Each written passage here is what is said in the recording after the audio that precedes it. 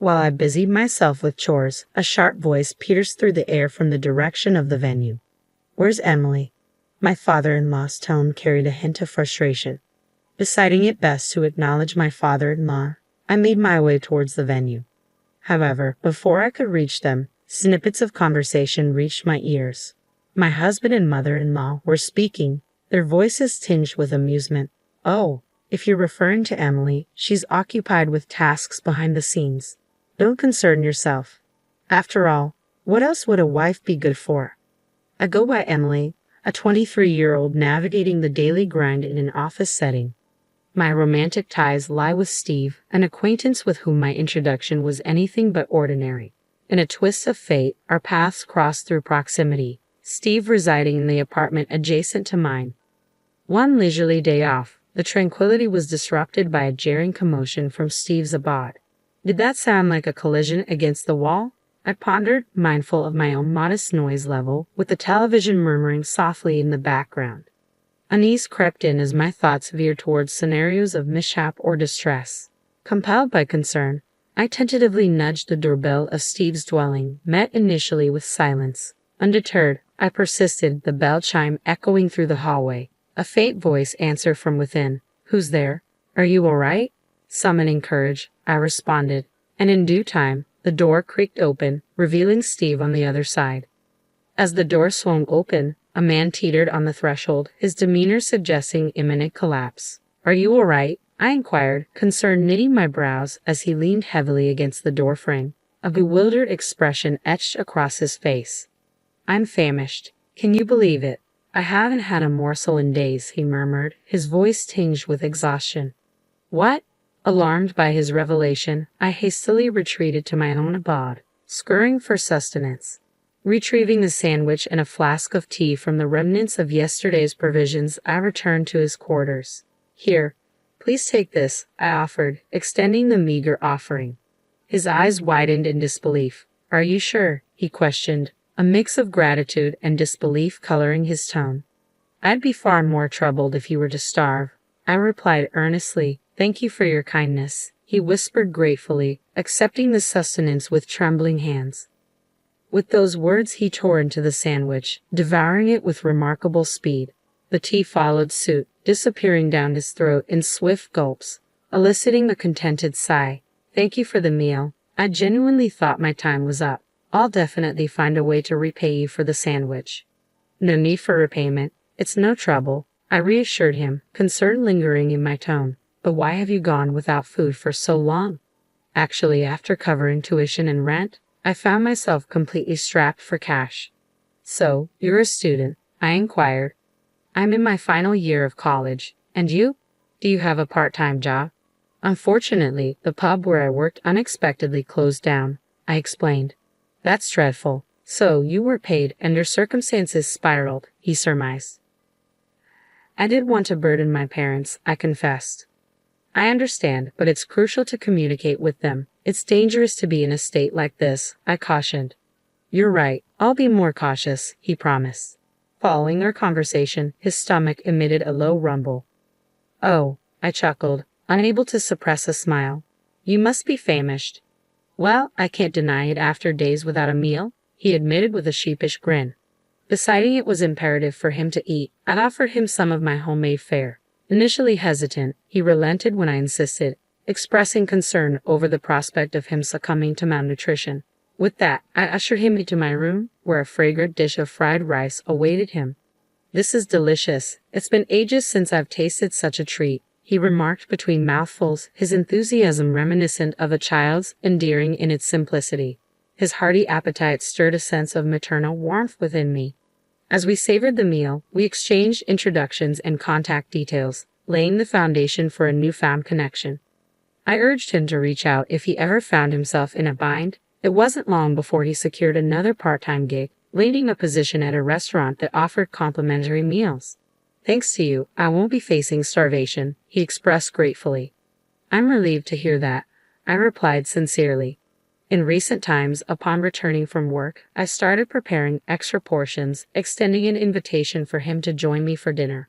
The solitude of solitary meals had begun to weigh heavily, making the shared repasts a welcome change. Lost in thoughts of our shared meals, his demeanor suddenly shifted, a seriousness clouding his expression. Is something the matter? I inquired, sensing his unease. With a gulp, he broached the topic, his words weighted with apprehension. Emily, would you consider going out with me? Huh? I stammered, caught off guard by his unexpected confession. I may just be a struggling college student, hardly a suitable match for you, but I've developed feelings for you.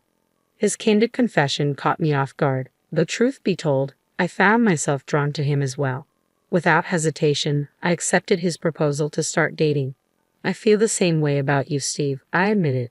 His face lit up with joy at my response, and thus began our journey as a couple. We navigated the intricacies of our newfound relationship, delighting in conversations about trivial matters like whose apartment to spend time in, given our close proximity as neighbors. Our romance flourished, and upon his graduation from college, Steve secured a job. It was then that we made the decision to take our relationship to the next level by moving in together. Despite practically sharing living spaces already, we opted for a larger accommodation to ease the financial strain of rent. Our courtship persisted, culminating in marriage when I was 26 and Steve was 25. While our day-to-day routine remained largely unchanged post-wedding, one significant shift occurred: the emergence of Steve's mother as my mother-in-law. Previously, our interactions with her had been minimal. However, following our marriage, we found ourselves engaging with her more frequently.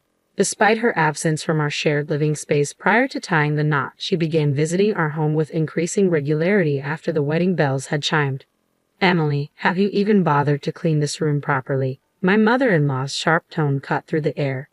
Ha! I faltered, taken aback by the sudden accusation. Just look at all this dust. I can't reach those high places, and I don't have the time to clean after work, she continued, her disapproval palpable. What? I'm not talking back, I'm just saying I can only do so much. I defended myself. You're just making excuses. I can't believe Steve married someone like you, she retorted, her words stinging with disdain. Such exchanges had become routine, with my mother-in-law seizing every opportunity to criticize me.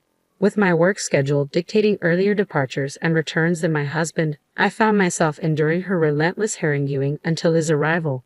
Each day, I diligently tended to household chores, hoping for the solace of my husband's presence to alleviate the tension. What's cooking? I turned to find my mother-in-law scrutinizing my culinary efforts. Huh? Grilled fish, I replied, puzzled by her sudden intrusion. Steve won't be satisfied with that. You should prepare something more elaborate, she declared, dismissing my choice. Mother-in-law, what's going on? I questioned as she discarded the fish I had prepared, tossing it into the trash.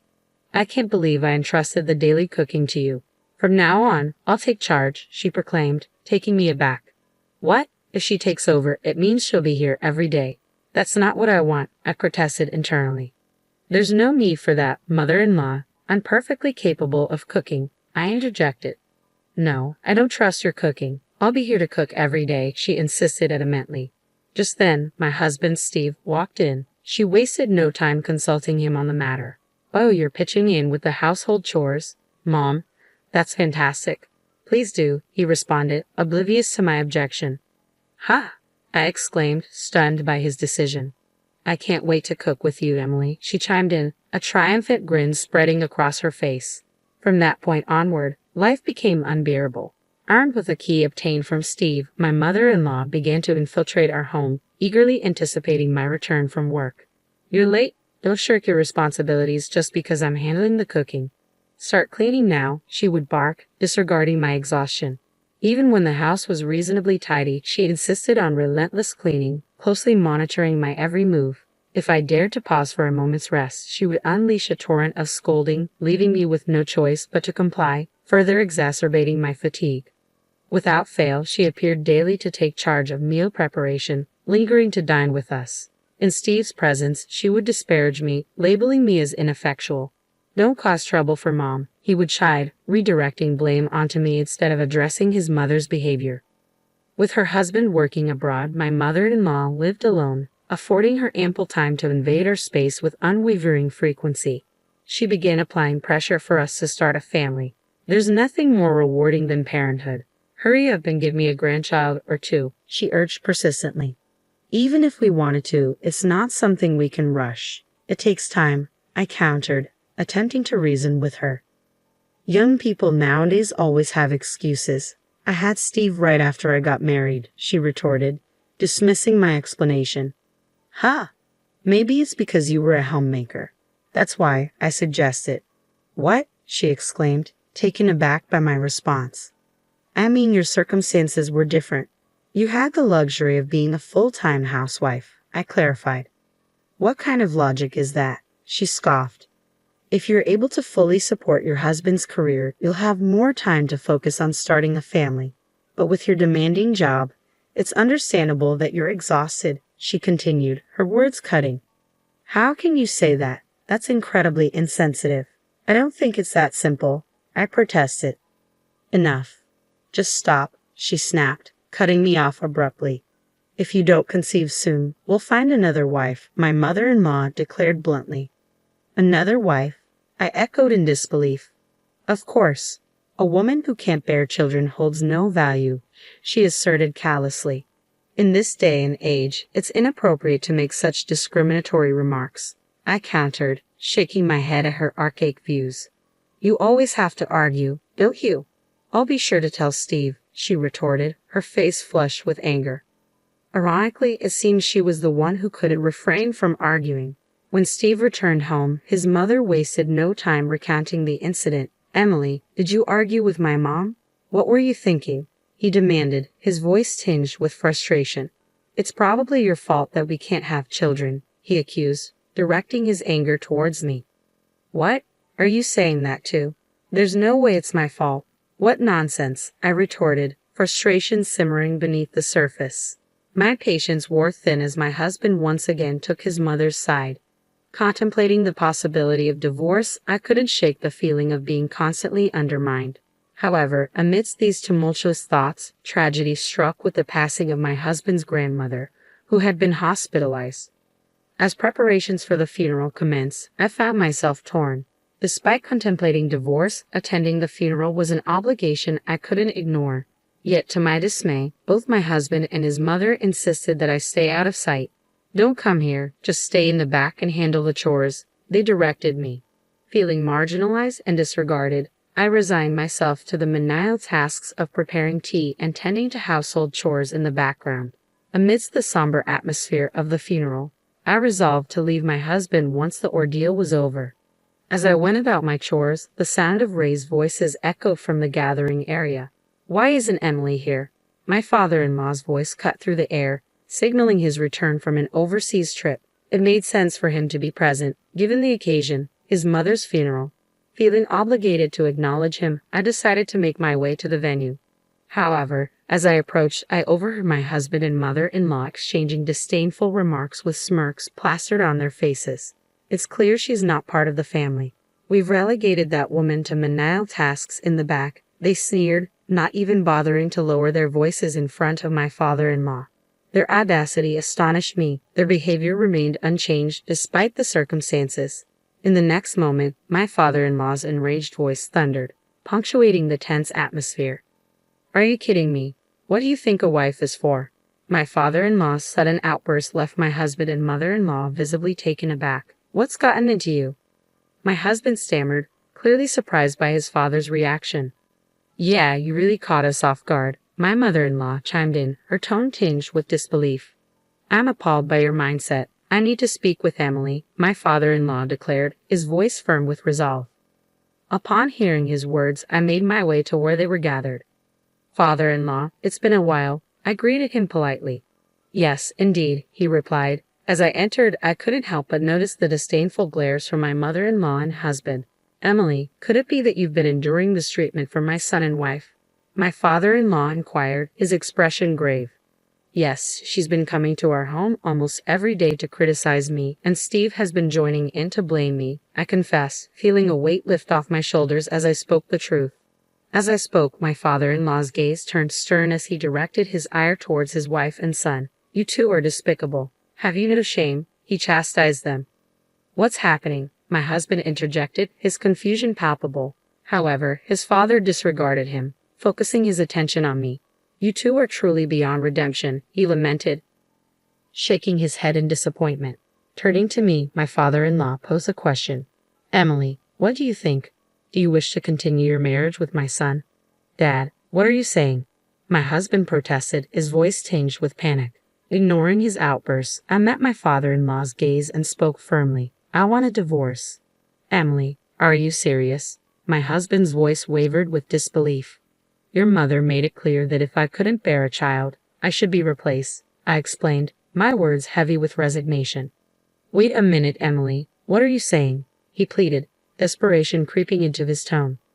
I refuse to stay with a mother-in-law who spouts such cruel sentiments, and I'm tired of a husband who sides with her instead of standing up for me, I declared, my resolve unwavering.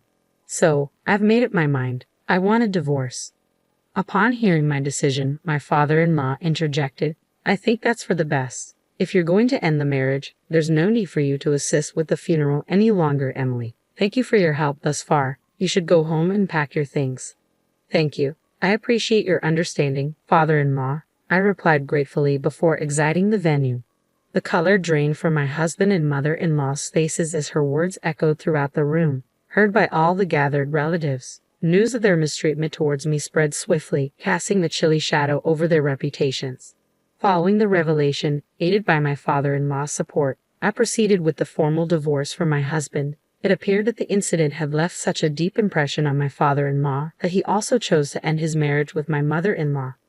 Left abandoned by my father-in-law, my mother-in-law found herself with nowhere to turn. Desperate, she sought refuge at my ex-husband's doorstep.